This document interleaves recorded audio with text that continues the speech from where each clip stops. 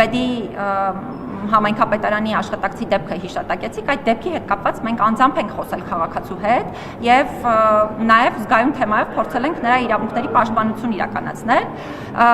Այն հանգամանքը, որի մասին խոսում էիք, հիվանդանոցից իրեն բերման ենթարկելու եւ այլն, հանգամանքը չի հաստատվել որպես այդպիսին, բայց նաեւ քաղաքացին այլ հարցերի հետ կապված խնդրել է, որ իր հետ կապված զգայուն լինեն նաեւ հրապարակումներում եւ այլն, դրա պատճառով անընդհատ բազմիցս խոսում եմ այն մասին, որ հանրային գործիչների մասին այո կարող ենք հանգիստ հրապարակումներ անել իհարկե իրավաչափության սահմաններում, բայց սովորական քաղաքացիների պարագայում դա